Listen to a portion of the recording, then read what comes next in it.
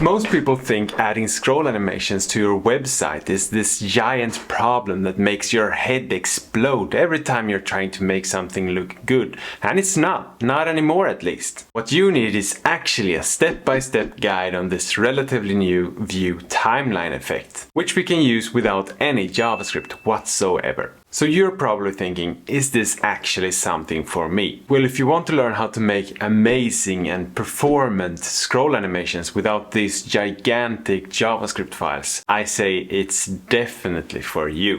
Before the view timeline rule, we had to use JavaScript to track when elements appeared on the screen. We could, for example, create an intersection observer, take an element with a certain class and add it to the observer. Inside the observer, we would see if it's in the viewport and then add a class visible to the element. We can also use a threshold so that it starts when the element is like 10% inside the viewport.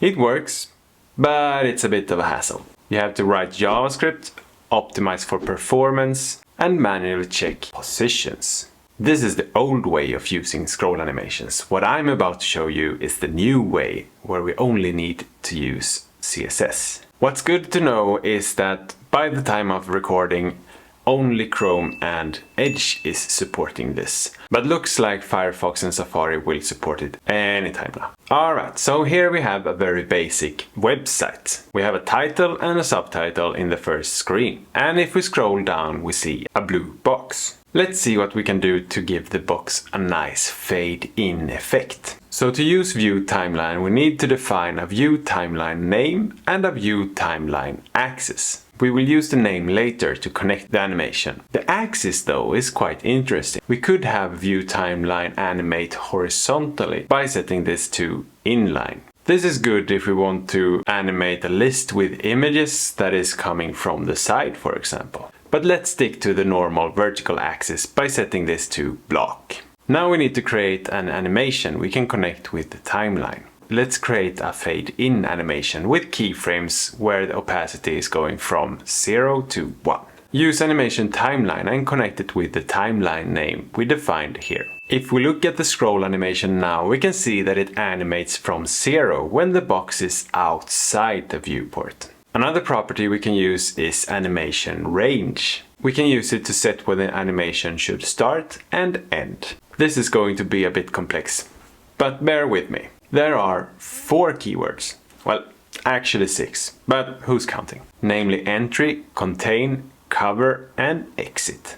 Each of these represent an area relative to the viewport, which we can use to say where we want to start the animation and end the animation. The contain area is the full area inside the viewport. The cover area is the area inside the viewport plus the elements you're trying to animate. So it bleeds a bit outside of the viewport. The size of the entry and the exit areas are twice as big as the element you're trying to animate and sits at the bottom and the top of the viewport. Now that we know where the areas are, we can set how many % inside of a specific area we want the animation to start and end. A bit complicated, but I hope you got the gist of it. Let's see a few more animations we can create with the view timeline rule. Here we have a nice website with a title and a subtitle. When we scroll down, they fade away upwards. The animation range starts at 50% and ends at 90% cover. I'll make sure to have the CSS to the right of the screen so that you can follow along in the code as well. Next up, we have 2 halves, one coming in from the left and one coming in from the right. They start off completely outside of the screen and slide into view. The left half starts off at transform translate x minus 100% and the right one starts off at transform translate x 100%. So it's hidden off screen to the right. As you scroll down, they both slide in towards the center and stay there, creating a nice split screen effect. Now let's check out this card stacking effect. At first the cards are stacked on top of each other, but as you scroll down, they fan out. Each card uses CSS variable --i to determine how much they are supposed to move. The fan out animation makes each card move up, transform translate y, and move to the right, transform translate x, and slightly rotate. This technique is great for making lists or card-based layouts more engaging. This one is fun. Each line of text moves from the opposite side of the screen. Odd numbered lines move in from the left, while even numbered lines move in from the right. Each line starts off screen and has the opacity 0, so it's completely hidden. As you scroll, the move left to right and move right to left animations bring the lines into view one by one. Then they fade out again when they exit the screen.